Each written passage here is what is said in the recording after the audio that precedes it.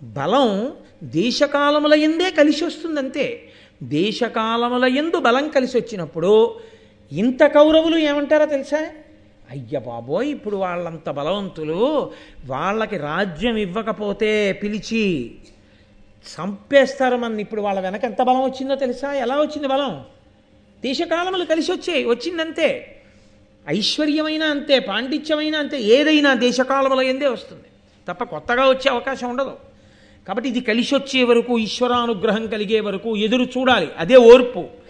కాబట్టి బ్రాహ్మణ రూపంలో భిక్షాటన చేయండి ఏకచక్రపుర అగ్రహారానికి వెళ్ళి. కాదు, దానివలన ఇంకొక మేలు జరగాలి, పైకి అది చెప్పరాయి. కాబట్టి బ్రాహ్మణులుగా మీరు అక్కడ ఉండండి. లోకానికి ఆ పాండవులను అడ్డుపెట్టి ఒక గొప్ప సందేశాన్ని ఇస్తున్నాడు. ఏమండి, కనపడితే చంపేస్తామంటున్నారు కౌరవులు.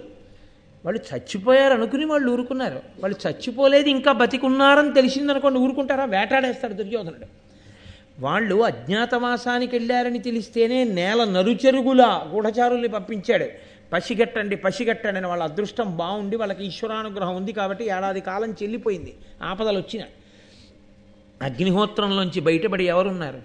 అడవిలో ఇంకా పెళ్ళిళ్ళు కూడా కాలేదు, పిల్లలు, తల్లి.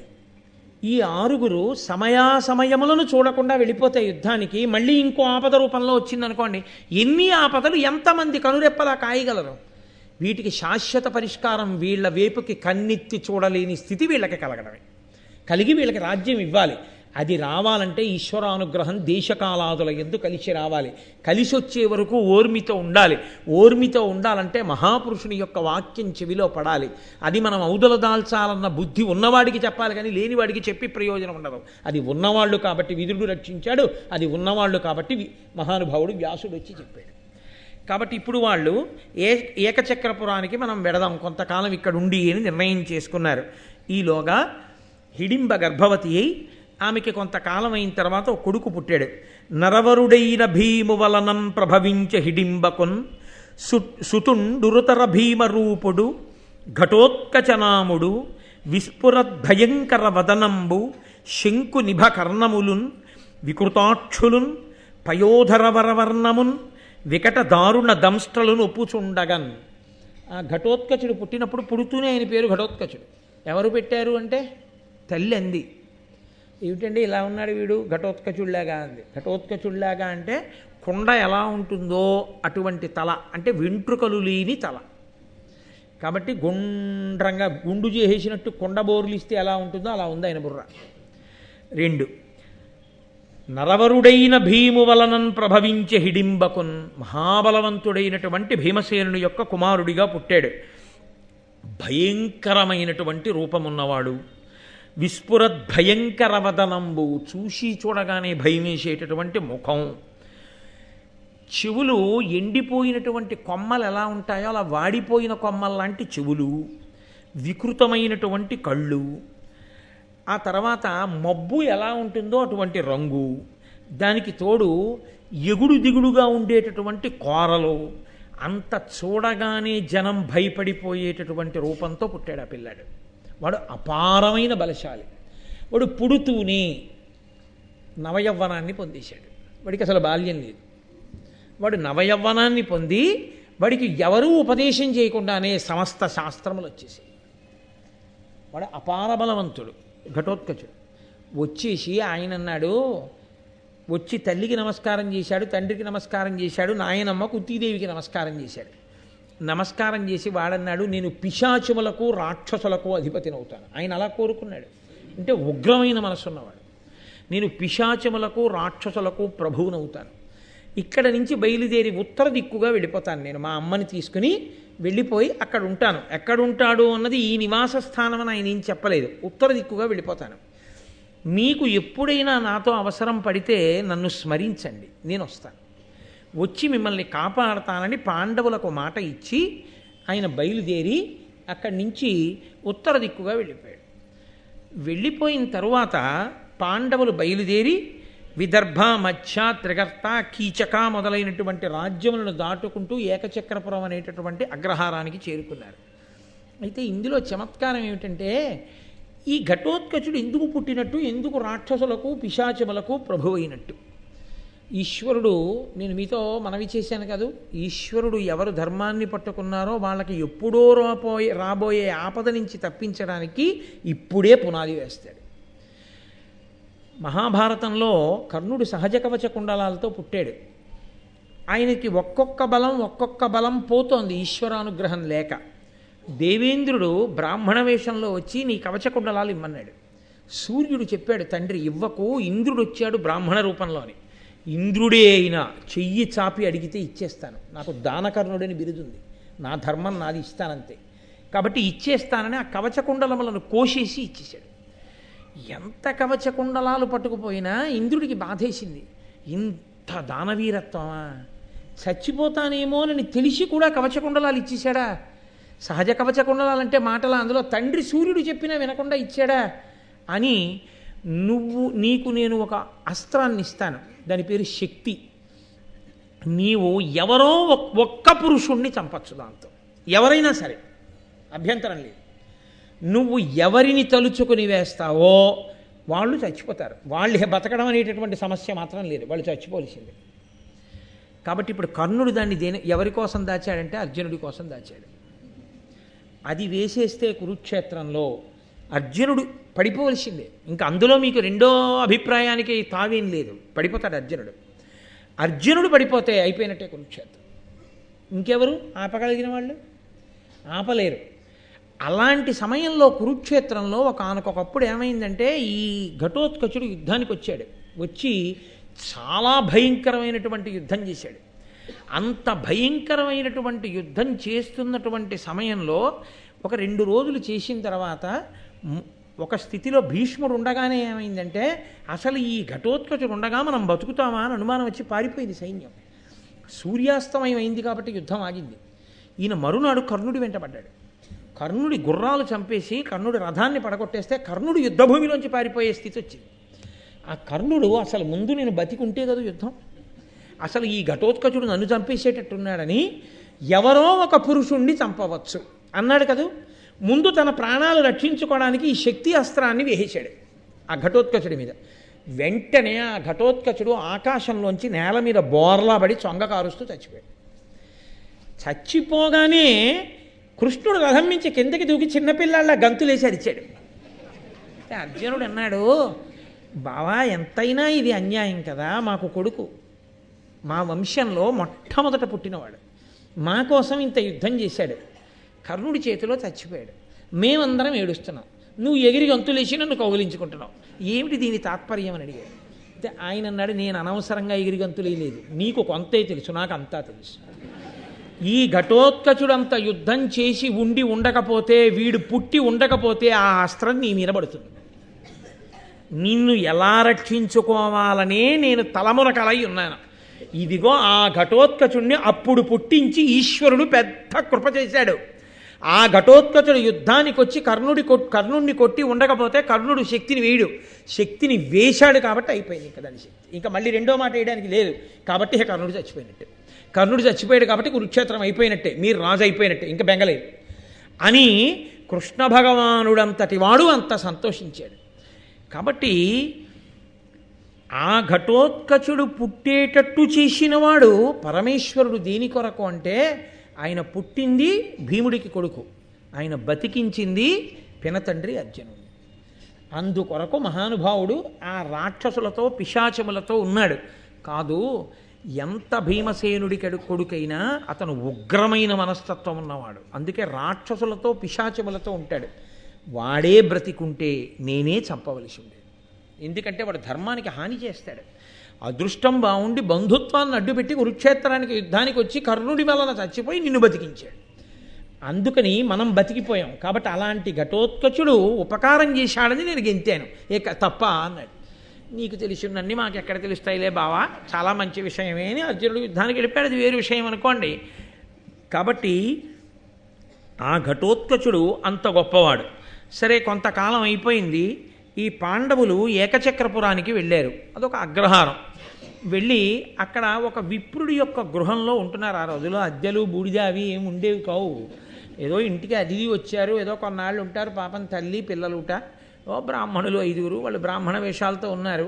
5 బ్రాహ్మణ వటువులు, పైగానేమో తల్లి ఏదో కొన్నాళ్ళు ఉంటారట అగ్రహారంలో. ఓ బ్రాహ్మణుడు వాళ్ళ ఇంట్లో కాస్త చోటిచ్చాడు, ఉండండమ్మా అన్నాడు. వాళ్ళు ఉంటున్నారు.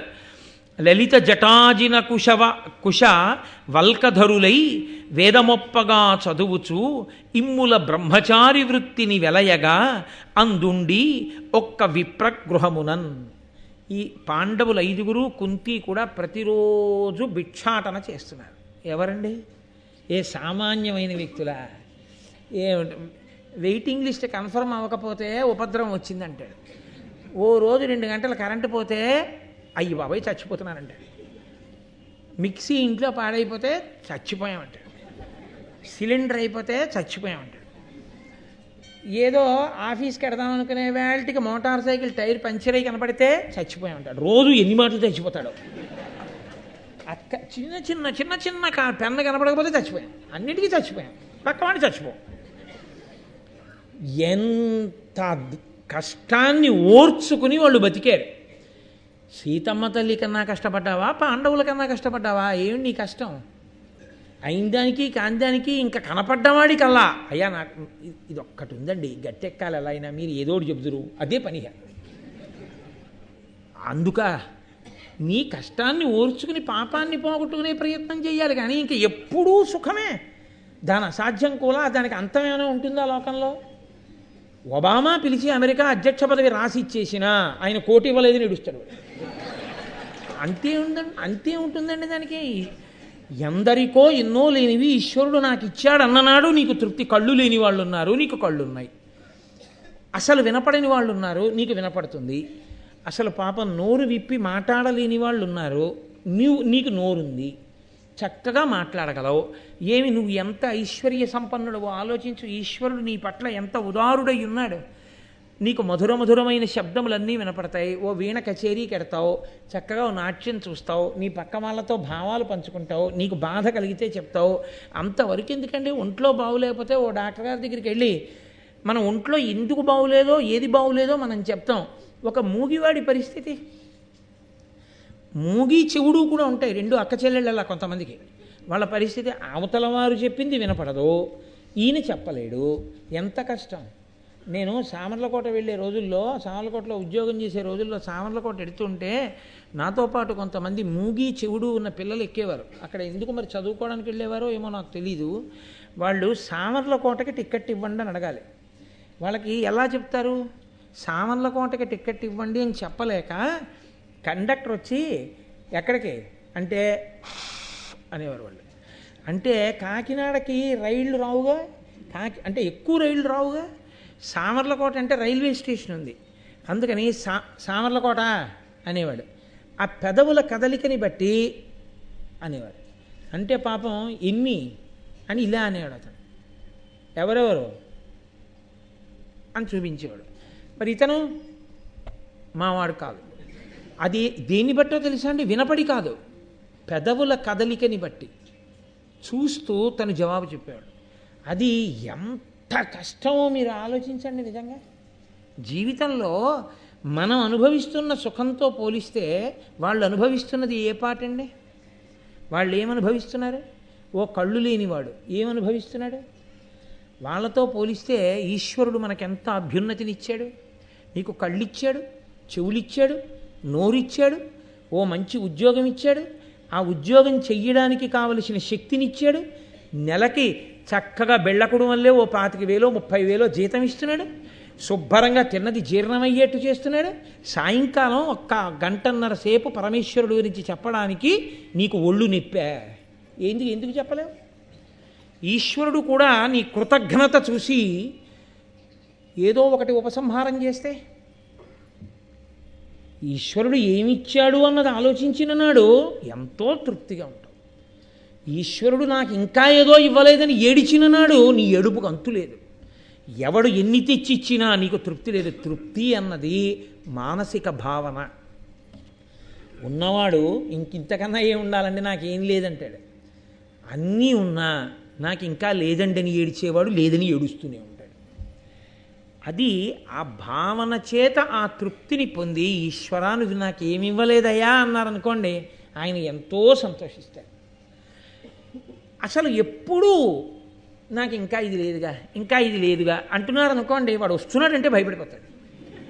ఇప్పుడు నాన్నగారు ఉన్నారు, కన్నారు, పెంచారు, పెద్ద చేశారు, చదువు చెప్పించారు, ఏదో 2 రోజులు అలా పెడదాం కదా అని కొడుకింటికి వెళ్ళారు. ఇంకా కాళ్ళు పడుతూ నాన్నగారండి వీలునామా ఎప్పుడు రాస్తారండి, వీలునామా ఎప్పుడు.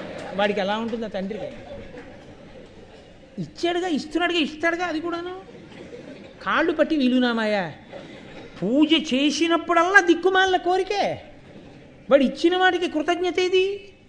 ఈశ్వరా నువ్వు నాకు ఇన్ని ఇచ్చావు, నేను నీకు ఏమి ఇవ్వగలను అని ఒక్కనాడు కన్నుల నీరు పెట్టుకుని ఒక్క స్తోత్రం చేసి నీ ఆనందాన్ని, నీ తృప్తిని పరమేశ్వరుడి దగ్గర ఆవిష్కరిస్తే, నేను ఇంత ఇస్తే అంతని పొంగిపోతున్నావా నాన్న అని నువ్వు అడగకుండా నీకు ఇస్తాడు. ఎన్ని ఇచ్చినా నాకు ఇంకా లేదండి అదే ఏడిచిన వాటిని చూసి ఈశ్వరుడికి అంత అసహ్యం వేస్తుందండి. ఇంకా ఆయన కాబట్టి ఊరుకుంటున్నాడు, నాలాంటి ధూర్తుడైతే. కాబట్టి ఆ తృప్తి చాలా ప్రధానం. మహాభారతంలో దేనికి మహానుభావుడు ఋషితుల్యుడైన నన్నయ్య గారు ఇస్తున్నారంటే, లేదని ఏడవకు, కష్టాన్ని ఓర్చుకోవడంలో పాండవులు భిక్షాటన చేశారు. నీకంత కష్టమేం రాలేదుగా, నువ్వేం బెచ్చం ఎత్తుకోవట్లేదుగా, ఎక్కడికి వెళ్ళి నువ్వు ఎందుకంత బెంగెట్టేసుకుంటావు?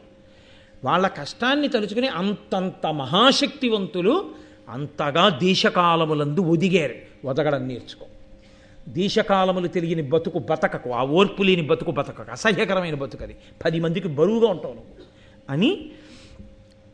కాబట్టి ధృతి చదువుచు భిక్షార్థము ప్రతిగృహమున కరుగుచున్న భవ్యుల మౌనవ్రతులం తృప్తులు చేసిరి సతతము అందుల గృహస్థ సద్విజులు దయన్. అక్కడ ఉండేటటువంటి బ్రాహ్మణులందరూ దయతో ఆ వేదం చదువుకుంటూ మౌనంగా అందరి ఇళ్ల ముందుకి వచ్చి ఆ జోలి పడుతున్నటువంటి ఆ పాండుకుమారుల్ని చూసి బ్రాహ్మణులే అనుకుని వాళ్ళకి సమృద్ధిగా భిక్షాన్నం పెట్టి ఆదరిస్తూ ఉండేవారు. వీళ్ళు ప్రతిరోజు వీళ్ళు చేసే పని ఏమిటంటే, ఈ 5గురు భిక్షాటన చేస్తారు, లేదా ఒక్కొక్కసారి 4 ఎడతారు, 3 ఎడతారు, ఆ సందర్భాన్ని బట్టి పెడతారు. వెళ్ళి తెచ్చినటువంటి భిక్షాన్నాన్ని ఎవ్వరూ ఏమీ తినరు, పట్టుకెళ్ళి అమ్మకి ఇచ్చేస్తారు. అది వాళ్ళ ధర్మం. అమ్మ పదార్థాన్నంతటినీ ఓ విస్తట్లో వేసి సగం చేస్తుంది. ఈ సగాన్ని భీముడికి పెడుతుంది. ఎందుకంటే ఆయన శరీర బలం అటువంటిది, ఆయన ఆకలి అటువంటిది. సగం భీముడికి పెడుతుంది. మిగిలిన సగం 4 భాగాలు చేసి ధర్మరాజుకి, అర్జునుడికి, నకులుడికి, సహదేవుడికి పెడుతుంది. వాళ్ళ ప్రేమ ఎటువంటిదంటే, రోజు సగం భీముడు తినేస్తున్నాడు అనరు, సగం తినాలి భీముడని కోరుకుంటారు. అని వాళ్ళు భీముడు తింటుంటే, అయ్యో పాపం ఇంతే తింటున్నాడు, నిజంగా ఎంత తినవలసినవాడు, ఎంత ఆకలి ఉన్నవాడు, ఏమిటో ప్రారంధం మనం భిక్షాటన చేసి తెచ్చి ఇంతే పెట్టగలుగుతున్నామని బాధపడతారు. అంత ప్రేమ కలిగిన అన్నదమ్ములు వాళ్ళు. కాబట్టి అలా తింటున్నారు. ఒక రోజున భీముడు ఇంట్లో ఉన్నాడు, మిగిలిన 4 భిక్షాటనకి వెళ్ళారు. అకస్మాత్తుగా ఆ ఇంట్లో ఏ ఇంట్లో ఉంటున్నారో ఆ బ్రాహ్మణుడు, బ్రాహ్మణి అంటే ఆయన భార్య, వాళ్ళు పెద్ద పెట్టును ఏడుస్తున్నారు, పిల్లలు కూడా ఏడుస్తున్నారు. అది విని భీమునితో కుంతి అంది, ఇందు సుఖముండితిమి ఎరులెరుగకుండా నేలొకో ఇప్పుడు ఈ విప్రునింట ఆర్తరవము వీతించే దీని నారసి ఎరుంగవలయు తత్ప్రతీకారంబు వలయు చేయ. మనం ఇన్నాళ్ళు ఈ బ్రాహ్మణుడి ఇంట్లో ఉంటున్నాం, హాయిగా సుఖంగా కాలం గడిచిపోతోంది. మనం ఎవరమో ఎవరికీ తెలియకుండా రోజులు వెళ్ళిపోతున్నాయి. ప్రస్తుతానికి అదే పెద్ద సుఖం. ఇంత ఉపకారం చేశాడు మనకి ఈ బ్రాహ్మణుడు. ఎందుకో ఇవాళ ఈ బ్రాహ్మణుడు ఇంట్లో అందరూ ఏడుస్తున్నారు, ఆర్తనాదాలు చేస్తున్నారు. మనం ఇంత ఉపకారం పొందిన వాళ్ళకి ఏ ఆపదొచ్చిందో కనుక్కుని ఆపద తీర్చడం అన్నది మర్యాద, అది చెయ్యవలసిన విధి. కాబట్టి నాయన అది ఏమిటో నేను కనుక్కొస్తాను, ఒక్కసారి పెడతానంది.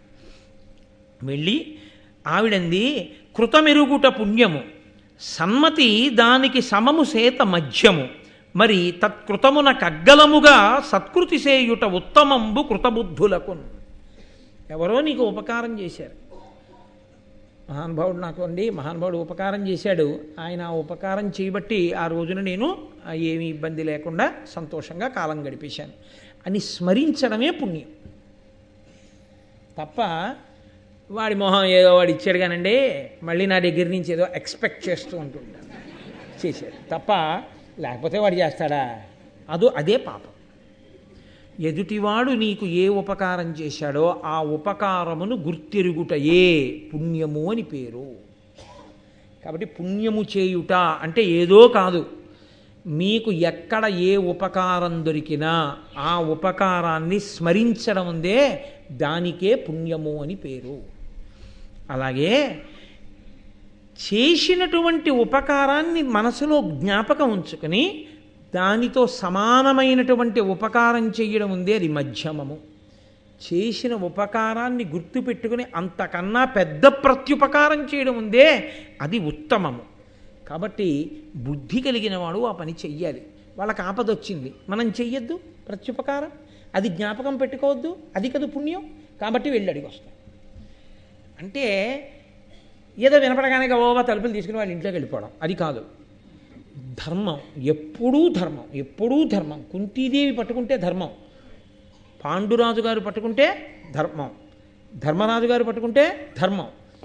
అలా ఎప్పుడూ వాళ్ళు ధర్మం ధర్మం ధర్మం ధర్మం గురించి ఆలోచించారు. ధర్మం గురించి ఆలోచించారు కాబట్టి తుట్టతుదన వాళ్ళ నోటి వెంట ఏది వచ్చిందో అది ధర్మమే వారి నోటి వెంట వచ్చింది. కాబట్టి ఆమె ఆ ఇంట్లోకి వెళ్ళి చూసింది. చూసేటప్పటికి ఆ బ్రాహ్మణుడు ఏడుస్తున్నాడు. ఆయన చాలా వేదాంతం చెప్పాడు. ఏమిటో ఈ మనిషి ఏమిటో, ఈ పుట్టకేమిటో, ఈ పెళ్ళిళ్ళు ఏమిటో, ఈ సంసారాలు ఏమిటో, ఈ పుట్టడాలు ఏమిటో, ఈ చచ్చిపోవడాలు ఏమిటో, కొన్నాళ్ళు కలిసి ఉండడం ఏమిటో, ఎవరికి ఎవరు ప్రాప్తం ఒకళ్ళు ముందు ఒకళ్ళు వెనక అని ఆయన ఏడుస్తున్నాడు. ఏడుస్తూ ఇంటికి యజమానిని నేను, మిమ్మల్ని రక్షించవలసిన వాడిని, నా కళ్ళ ఎదురుగుండా నా భార్య వెళ్ళి ఆ రాక్షసుడికి ఆహారం అయిపోవడం ఏమిటి, వంశాన్ని పెంచవలసినటువంటి వాడు కొడుకు ఆయన ఆహారం అయిపోవడం ఏమిటి, కూతురు నాకు దౌహిత్రుడిని ఇవ్వవలసినది, కొడుకు అయితే దౌహిత్రుడు అంటారు కాబట్టి ఆ దౌహిత్రుడిని ఇవ్వవలసింది, ఆ కూతురు వెళ్ళిపోవడం ఏమిటి, కాదు కాదు నేనే వెళ్ళిపోతాను, నేనే ఆహారం అయిపోతాను అని ఆయన ఏడుస్తున్నాడు. భార్య లేచంటోంది, అసలు భార్యాస్థానంలో ఉన్నది బిడ్డల్ని వంశాన్ని నిలబెట్టడానికి, మీకు కూతుర్ని కొడుకుని ఇచ్చాను, భర్తని పోగొట్టుకొని నేల మీద పడిన మాంసపు ముక్క కొరకు కుక్క దగ్గర నుంచి పక్షి వరకు ఎదురు చూసినట్టు భర్తని పోగొట్టుకొని అన్యుల చేత క్రూరమైన చూపు చూడబడక ముందే నేనే ఆహారమై మిమ్మల్ని రక్షించుకుంటానంటోంది భార్య. కూతురు అంటోంది, ఇప్పటికైనా ఎప్పటికైనా నన్ను పెళ్లి చేసి ఇంకో ఇంటికి పంపించేయవలసిందే, నేను ఇక్కడ ఉండేదాన్ని కాను, పుడుతూనే ఆడపిల్లని ఈడపిల్లని కాను, ఎప్పుడో అప్పుడు నన్ను పంపేస్తారు, అత్తవారింటికి పంపించాననుకుని నన్ను పంపించేయండి ఆ రాక్షసుడి దగ్గరికి, నన్ను తినేస్తాడు, మీరు సుఖంగా ఉండండి అంటోంది. ఆ చిన్న పిల్లవాడు వాడంటున్నాడు, అమ్మా నాన్నగారికి అక్కకి ఆపద రావడం ఏమిటి, నన్ను పంపించండి, నన్ను తినేస్తాడు రాక్షసుడు, ఏడుస్తున్నాడు ఆ పిల్లాడు. ఏమిటి వీళ్ళందరూ ఏమిటి నన్ను పంపించండి తినేస్తాడు, నన్ను పంపించండి తినేస్తాడని ఏడుస్తున్నారు ఏమిటి అందరూనని చెప్పి ఆవిడకి అనుమానం వచ్చింది.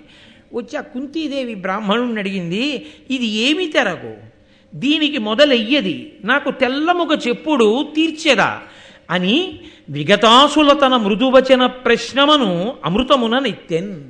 చాలా పెద్ద పెద్ద మాటలండి నన్నయ్య గారివి. ఆవిడంది, ఎందుకు మీ అందరు ఇలా మాట్లాడుకుంటున్నారు, ఎందుకు మీ అందరికీ ఏమిటి ఇబ్బంది వచ్చింది, మీరు అసలు ఏం జరిగిందో, ఏ ఆపద కోసం మీ అందరూ ఇలా మాట్లాడుకుంటున్నారో నా దృష్టిలో పెట్టండి. నా దృష్టిలో పెడితే నేను మీకు కావలసినటువంటి ఉపకారం చేసి మీరు పడుతున్న ఇబ్బంది నుంచి మిమ్మల్ని గట్టెక్కిస్తాను. ఈ మాట ఎలా ఉందన్నారో తెలుసా అండి నన్నయ్య గారు, చచ్చిపోయిన వాడిని తీసుకెళ్ళి అమృతంలో ముంచి పైకెత్తినట్టు. ఎందుచేత అంటే మాట ప్రాణం పోసేస్తుంది, మాట ప్రాణం తీసేస్తుంది. మాటకి ఆ శక్తి ఉంటుంది. ఒక్క మాటకి కత్తి పెట్టి పొడిచాడు అనుకోండి, ఆ గాయం కొన్నాళ్ళు ఉండిపోతుంది. ఒక్క మాట అన్నాడు అనుకోండి, బతికున్నంత కాలం గుర్తుండిపోతుంది. ఎంత మాట అన్నాడు రా ఆ రోజు నన్ను అని. అందుకే కడుపున్ రంపపు కోత కోయునది ఏ గాయాలు కాకుండినన్ అంటాడు బల్జేపల్లి వారు. నాకు ఎప్పుడు ఆ మాట జ్ఞాపకం ఉంటుంటుంది. ఒక మనిషిని పడుకోబెట్టి రంపం పట్టుకుని కడుపుని కోసేశారనుకోండి, దాని బాధ తెలుస్తుంది. ఆయన బాధపడ్డాడు అనడానికి గుర్తుగా కడుపు మీద అడ్డంగా ఓ పెద్ద చార పడుతుంది. కానీ అన్న ఒక్క మాట కడుపుని రంపపు కోత కోసిన కన్నా ఎక్కువ బాధ పెట్టి మనసులో గుర్తుండిపోతుంది. ఇది కట్టి కుడిపేస్తుంది అవతల వాడిని. కాబట్టి నోరు ఉంది కదా అని వదరి మాట్లాడకూడదు. ఒక్క మాట మనిషిని బతికించేస్తుంది. సుందరకాండలో సీతమ్మ ఉన్న కష్టంలో ఆత్మహత్య చేసుకు చచ్చిపోతానన్న సీతమ్మ మళ్ళీ దేనివల్ల బతికింది? హనుమ మాటకు బతికింది అంతే. మాట బతికిస్తుంది, మాట చంపేస్తుంది. కాబట్టి ఆవిడ మాట చనిపోతున్న వాళ్ళని అమృతంలో ముంచి పైకెత్తినట్టుంది అన్నారు నన్నయ్య గారు. ఏమిటో చెప్పండి, నేను తీరుస్తాను. అలా అన్నవాడు చాలండి, కష్టంలో వచ్చి ఆదుకున్నవాడు ఒక్కడు చాలు. కాబట్టి ఈ మాట ఆవిడ అనగానే కుంతితో బ్రాహ్మణుడు అన్నాడు, మనుజ భక్షుడిదియా తనకు అప్పనముగా ఒరుల వలని బాధ నొరయకుండా దీని కాచుచుండు ఈనాటి రాజును తలపడసుర నోర్వ బలిమిలేమి. మా ఊరికి ఒక ప్రారంధం వచ్చింది. దూరంగా యమునా నది ఉంది. ఆ యమునా నది తీరంలో బకాసురుడని ఒక రాక్షసుడు. ఆయన ఈ అగ్రహారం మీద పడి కనబడ్డ వాళ్ళందరినీ తినేవాడు. అప్పుడు ఈ అగ్రహారంలో ఉన్న వాళ్ళందరూ ఆ రాక్షసుడితో ఒక ఒప్పందం చేసుకున్నారు. ఆయన ఈ ఊరిని రక్షిస్తాడు. దేన్ని? ఎందుకో? విజయదశమి నాడు వేట వేసేసే గొర్రెపోతుని బాగా గడ్డిలో మీపినట్టు ఏకచక్రపురంలో ఉన్న వాళ్ళని ఎందుకు రక్షిస్తాడంటే, బండెడన్నం వండి, కూరలు, చక్కటి పిండి వంటలు, ఒక మనిషి, 2 దున్నపోతులు ఆ బండికి కట్టి పంపిస్తే బండిని వదిలేస్తాడు. అదో అదృష్టం. బహుశా బండి కర్రలతో పళ్ళు ఏమైనా గీక్కుంటాడో వాడు. మిగిలినటువంటి వాటిని అన్నింటినీ వాడు తింటాడు. ఒక్కొక్క ఇంటిది ఒక్కొక్క వంతు. నా ప్రారంధం కొద్దీ ఇవాళ మా ఇంటికి వంతు వచ్చింది. బండెడు అన్నం పంపడం ఇబ్బంది కాదు, ఏదో 2 దున్నపోతుల్ని సేకరించి కట్టడం ఇబ్బంది కాదు. నా ఇంటి నుంచి ఒక మనిషి వెళ్ళాలి. ఎవరు వెళ్ళాలని బాధపడుతున్నాను. మరి మీ ఊళ్ళో ఇలా ఇంటికొకళ్ళని రాక్షసుడు చంపేస్తుంటే మీ రాజుగారు ఏం చేస్తున్నారు? మా రాజుగారికి ఆ రాక్షసుడిని ఓడించేంత బలం లేక ఆయన చెప్పినట్టు చెయ్యండి అని చెప్పి వెళ్ళిపోయాడు. కాబట్టి ఆయన అన్నాడు, పోలంగా ధర్మశీలుండయి భూరి బలాధికుడైన దారుణీ పాలకు రక్షమున్బడసి భార్యను పుత్రులన ధయుక్తితో ఓలిన మేలుగా బడసి ఉళ్ళనున్నది ఇట్లు కాని నాడేల గృహస్థ వృత్తి సుఖమేగి వనంబున ఉనికి కష్టమే. దేశాన్ని పరిపాలించేటటువంటి ప్రభువు బలవంతుడై ఉపద్రవములు రాకుండా ప్రజల్ని రక్షించగలిగిన వాడైతే ఆ రాజ్యంలో ఉండాలి తప్ప, ఉండాలి అప్పుడు పెళ్లి చేసుకోవాలి, గృహస్థాశ్రమంలో ఉండాలి. ఆ ఊళ్ళో ఉండే ప్రభువు ఎవరినీ రక్షించలేని వాడైతే అలాంటి చోట పెళ్లి చేసుకుని ఉంటే మాత్రం సుఖమేమిటి? ఏ రోజు ఎవరిని ఎత్తుకుపోతారో ఏమైపోతుందో తెలియదు. కాబట్టి బలమైన రాజు లేకపోవడం వల్ల ఈ ప్రారంధం అంతా వచ్చింది. కాబట్టి ఒకరిని అనుకుని ప్రయోజనమే ఉంది. ఇప్పుడు జరగవలసిన కార్యం జరగవలసిందే, కాబట్టి నేను వెళ్ళవలసిందే అంటే కుంతీదేవంది, మీరు కంగారు పడకండి, మా అబ్బాయిని పంపిస్తాను. ఆయన హడిలిపోయాడు, ఉలిక్కి పడ్డాడు. ధర్మం అన్న మాటకు అర్థం అదండి. ఇప్పుడున్న రోజుల్లో అయితే చాలా థ్యాంక్స్ అండి అంటే ఆయన అలా అనలేదు. ఆయన అన్నాడు, అతిథి అయి వచ్చిన బ్రాహ్మణున్ జీవితార్థినై నాకు హితముగా రక్కసు వాత త్రోవ నీ నుట్లుడంబడుదు మతి నవమానింపంగ తాననిన విప్రు మరణంబు తలుచుటతి పాతకము పాతకములలో బ్రహ్మహత్యయ పెద్ద. ఆయన అన్నాడు, నా ఇంటికి అతిథిగా వచ్చారు మీరు, నా ఇంటికి అతిథిగా వచ్చి ఉన్నటువంటి బ్రాహ్మణులు మీరు. అటువంటి వాళ్ళని నేను ఎలా పంపించేస్తాను ఇక్కడి నుంచి? పంపించి రాక్షసుడికి ఆహారం అయిపోమ్మని చెప్పనా? మా ఇంట్లో ఉన్న బ్రాహ్మణుడు నా ప్రాణం కోసమని తన ప్రాణం వదిలేస్తే ఆ బ్రహ్మహత్యా పాతకం నన్ను చుట్టుకోదా? అంతకన్నా నీ చచ్చిపోవడం మంచిది తప్ప నేను ఇటువంటి పాతకాన్ని మాత్రం అంట కాగను. ధృతిశడి వేడెడు వాణిని అతిథిని అభ్యాగతుని భయస్థుని శరణాగతు చంపంగ ఒడబడు దుర్మతి ఇహముం పరముం కలది మతి పరికింపన్. శాస్త్రం ధృతిశడి వేడెడు వాణిని, ధైర్యం పోయి అయ్యా నన్ను ఏం చేయకండి నన్ను ఏం చేయకండి అని వేడుకుంటున్న వాడిని చంపకూడదు. అతిథిని చంపకూడదు. అతిథి అని ఎవరినంటారంటే మరునాడు సూర్యోదయానికి తిథి మారుతుంది ఎప్పుడును. మనకి దైవ కార్యానికి ఏమిటంటే సూర్యోదయానికి ఉన్న తిథి. ఒక తిథి వరకే ఉండేవాడిని అతిథి అంటారు. అంటే మళ్ళీ తిథికి ఆయన ఉండడం. విధి నాడు వచ్చాడు అనుకోండి, తది నాడు వెళ్ళిపోతాడు. ఆయన అతిథి అంటారు. అంతేగాని వచ్చి 5 ఏళ్ళు ఉన్నవాడిని అతిథి అనరు. కాబట్టి అతిథిని చంపకూడదు. అభ్యాగతుని అంటే భోజనం ఇలా పెట్టుకుని కూర్చుందాం అనుకున్నాడు అనుకోండి, ఇంకా మనం భోజనానికి కూర్చుందాం అనుకున్నప్పుడు వచ్చాడు అనుకోండి, ఆయనకి ఏదైనా పెట్టకుండా తను తినకూడదు. ఆయన భోజనం చేస్తున్నాడు అని తెలిసిందనుకోండి, ఆయన్ని లేపే ప్రయత్నం అసలు చేయకూడదు. రెండూ పెద్ద దోషాలే. ఎందుచేతనంటే ఆయన భోజనం చేస్తూ ఆయన్ని మాట్లాడేటట్టు చేయకూడదు. 2, ఆయన భోజనానికి కూర్చునే ముందు ఎవరైనా వస్తే అయ్యా రండి భోజనానికి అనాలి. ఒకవేళ ఆయన భోజనం చేసి వచ్చానండి అన్నాడు అనుకోండి, అయితే మీరు కూర్చోండి నేను తింటాను అనకూడదు. ఓ యాపిల్ పండు ఇచ్చి మీరు తింటుండండి అని వస్తానన్నాడు. తప్ప తినేయడానికి వెళ్ళిపోకూడదు. ఆయనని అభ్యాగతి అంటారు. కాబట్టి భోజన సమయానికి వచ్చిన వాడిని భయస్థుని, భయం పొంది ఉన్నవాణ్ణి, శరణాగతు, అన్ని ఉపాయములను విడిచిపెట్టి నీవే ఉపాయమని నమ్మి నీ దగ్గర పడిపోయిన వాణ్ణి, ఏ దుర్మతి కూడా చంపకూడదు. చంపితే వాడికి ఇహము పరము రెండు ఉండవు. ఇలాంటి పనులు చేసే వాళ్ళని ఇహము పరము లేకుండా చేస్తారు. కాబట్టి నేను అటువంటి తప్పు పని చేయకూడదు. కాబట్టి అమ్మ నీ కొడుకుని పంపవలదు అంటే ఆవిడంది, నా కొడుక్కి పెద్ద మంత్రసిద్ధి ఉంది, మీరు భయపడక్కర్లేదు. నా కొడుకు పూర్వం ఎందరో రాక్షసుల్ని చంపాడు. ఈ రాక్షసుడు పెద్ద లెక్క కాదు, చాలా అవలీలగా చంపేస్తాడు. కాబట్టి బండెడు అన్నం, ఆ పిండి వంటలు ఇవన్నీ సిద్ధం చేయించండి. నాకు 5 కొడుకులు ఉన్నారు. పైగా 5 కొడుకులు కాదు, 100 కొడుకులు ఉన్న తల్లికి కొడుకులు ఎక్కువ, పక్క తల్లికి తక్కువ అన్న లెక్క ఉండదు. నా కొడుకు బలవంతుడు కాబట్టి నా కొడుకుని పంపుతాను. అయిపోయింది. ఆయన ఒప్పుకున్నాడు. గబగబా అందరూ కలిసి ఆ పిండి వంటలు అన్నం అన్నీ బండికి ఎక్కిస్తున్నారు. ఈలోగా భీమసేనుడు తనలో తానే సంతోషపడిపోయి తిరుగుతున్నాడు ఇంట్లో. ధర్మరాజు గారు, అర్జునుడు, నకులుడు, సహదేవుడు భిక్షాన్నం పట్టుకుని వచ్చారు. ధర్మరాజు గారిని చూసేటప్పటికి మాత్రం వెంటనే చాలా ఒబ్బిడిగా నించుంటాడు.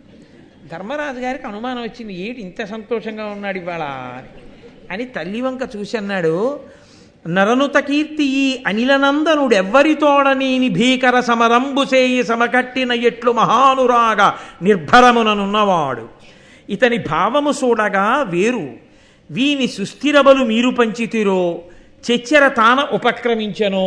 అమ్మ నాకు చెప్పండి అన్నాడు. అమ్మ ఏమిటి భీముడిని చూస్తుంటే ఈ ఆనందం, ఈ ఈలలు, ఈ పాటలు, ఈ వ్యవహారం అంతా చూస్తుంటే ఎవరి మీద యుద్ధానికి వెళ్ళడానికి సిద్ధపడుతున్నట్టుగా నాకు అనిపి, యుద్ధం అంటే అంత సంతోషం ఆయనకి, ఏదో యుద్ధానికి ఎడుతున్నట్టుందమ్మా. ఈయన తన మానాన తానే ఎవరి మీద యుద్ధానికి బయలుదేరాడా, మీరు వెళ్ళమన్నారా, ఎందుకు ఎడుతున్నాడు యుద్ధానికి అని అడిగాడు. అడిగితే ఆవిడంది, ఏమీ లేదయా, ఈ ఊరి చివర బకాసురుడు ఉన్నట్ట, ఇలా ఏదో నియమం ఉందిట, పాపం మనకి ఆతిథ్యం ఇచ్చిన బ్రాహ్మణుడు ఏడుస్తున్నాడు, అందుకని వీడిని పంపిస్తానన్నాడు. అంటే ధర్మరాజు గారి ప్రేమ ఎటువంటిదో తెలుసా అండి? ప్రేమ శంకని తెస్తుంది. ఎప్పుడూ కూడా లక్షణం ఏమిటో తెలుసా అండి? ఎక్కడ ప్రేమ జటిలమో అక్కడ శంక ఎక్కువ. అందుకే మీరు చూడండి, తండ్రి ఎవరితోనో మాట్లాడుతూ కూర్చుంటాడు, పిల్లాడు వచ్చాడో లేదో ఆయన పట్టింపుడదు. 7ంటికి వచ్చేయాలి వాడు ప్రైవేట్ నుంచి, 8 అయిపోయింది, 8:30 అయిపోయింది, ఈయనేమో కబుర్లలో ఉన్నాడు. ఆవిడ కాసేపు ఆగి, ఏమండి ఒక్కసారి అంటే, ఏమిటి అని లోపలికి వస్తాడు. ఏమిటో వీడు ఇంకా రాలేదు, ఏం అవ్వలేదు కదా అంటుంది తప్ప, వీడు మార్గమధ్యంలో పడి కాలు చెయ్యి విరిగిపోలేదు కదా అందం. ఆలస్యం అయితే శంక తల్లికి. ఈ శంకకి కారణం ఏమిటో తెలుసా అండి? పొంగి పొరలిన ప్రేమ. ఎక్కడ ప్రేమ ఉంటుందో అక్కడ శంక ఉంటుంది. కాబట్టి అటువంటి ప్రేమ ధర్మరాజు గారిది. అమ్మా, ఎంత పక్కింటి వాళ్ళ అబ్బాయిని రక్షించడానికైతే మాత్రం భీముణ్ణి పంపించేస్తావా? మహానుభావుడమ్మా, ఇంతమందిని మనని రక్షించాడమ్మా, లాక్షాగృహ దానంలో సొరంగంలో తీసుకొచ్చాడమ్మా, అలాంటి వాడిని చూస్తూ చూస్తూ రాక్షసుడి నోట్లోకి ఎందుకు తోసావమ్మా అన్నాడు.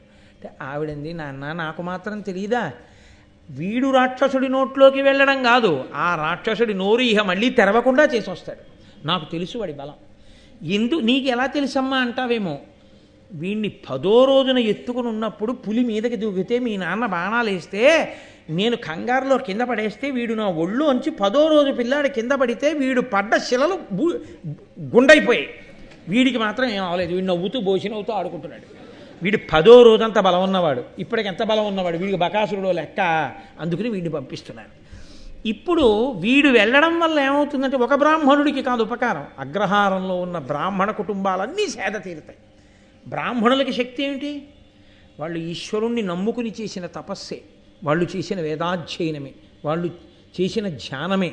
కాబట్టి వాళ్ళ నోటి వెంట ఏమంటారంటే ఆయుష్మాన్ భవ అంటారు, వాళ్ళ నోటి వెంట ఏమంటారంటే సకలైశ్వర్య సిద్ధిరస్తు అంటారు. అదే మీకు దేశమునందు కాలమునందు ఐశ్వర్య రూపంలో కలిసి వస్తుందిరా, అందుకని ఆశీర్వచనం కోసం ఈ పని చేస్తున్నా. బ్రాహ్మణానుగ్రహము కొరకు జననుత బ్రాహ్మణ కార్యము సన చేసిన బ్రాహ్మణ ప్రసాదంబున నీకును నీ తమ్ములకును అగు అనవరత శ్రీ సుఖాయు ఐశ్వర్యంబుల్. అనవరతమైనటువంటి శ్రీ సుఖము, ఐశ్వర్యము, ఆయుర్దాయము అన్నీ కలుగుతాయి. వీళ్ళందరూ ఆశీర్వచనం చేస్తారు రేపు పొద్దున్న. ఎందుకంటే ఒకడికి తీరిన ఆపద కాదు, ఏకచక్రపురంలో ఉన్న బ్రాహ్మణులందరూ రక్షింపబడతారు, అందుకు పంపుతున్నాను నాన్న అంది. అంటే సరేనన్నారు. ఆ బ్రాహ్మణుడు వచ్చాడు, బాబు బండి కట్టేశాం బయలుదేరుతావా అన్నాడు. అంటే ఆయన అన్నాడు, ఏమండి తినకపోతే నిద్ర పట్టదు, నిద్ర పట్టకపోతే ఆకలి. నిన్న రాత్రి నిద్రపోలేదు, ఎందుకో తెలుసా? నిన్న పగటి పూట బాగా అన్నం తినలేదు. పాపం ఎప్పుడు తెచ్చిన భిక్షాన్నంలో సగమే కదూ, నాకు కడుపు నిండా అన్నం పెట్టండి, ఆకలి తీరగానే పెడతాను. అదెంత పని బాబు అన్నారు. బోల్డంత అన్నం, బోల్డన్ని పిండి వంటలు అన్నీ తెచ్చారు. కానీ బాగుండదు కదూ, మరీ ఓహో తినేసి ఇంకా తిండి ఇంకా తిండి అంటే వీడేడు బకాసుడి కన్నా వీడోళ్ళు తయారయ్యాడు అనుకుంటారేమోనని ఏదో సరిపెట్టుకున్నాడు పాపం. అలా బాగుండదని సరిపెట్టుకుని బండి ఎక్కాడు. కానీ ఆయన దృష్టి అంతా ఎదరొచ్చే బకాసుడి కన్నా ఈ బండి మీదే ఉంది.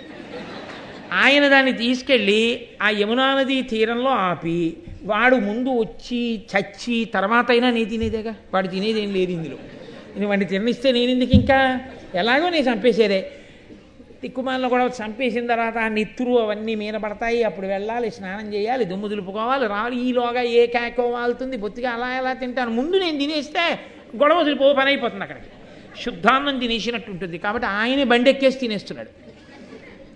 ఈయన ఏమిటి వేళ దాటిపోయింది, ఇంకా క్యారేజీ తెప్పించుకునే వాళ్ళు ఉంటారు చూడండి, అలా ఆయన ఏమిటి ఇంకా రాడేమిటి ఏకచక్రపురం వాళ్ళకి ఒళ్ళు బలిసిపోయింది, ఇప్పటికీ రాలేదు అని చెప్పి ఆయన ఓహో బాధపడిపోతున్నాడు. ఈయన శుభ్రంగా బ్రాహ్మణులు పెట్టినవన్నీ తినేశాడు, ఇక్కడికి వచ్చాడు, ఈ బండిలో ఉన్నవన్నీ తింటున్నాడు. ఆయన ఆ గుహలోంచి బయటికి వచ్చి చూసేటప్పటికి యమునా తీరంలో బండి మీద కూర్చొని చక్కగా అన్నీ తినేస్తున్న భీముడు కనబడ్డాడు. ఎక్కడ లేని కోపం వచ్చింది, వీడేమిట్రా పెట్టకపోగా వీడే తినేస్తున్నాడు ఏమిటి మనవన్నీనని.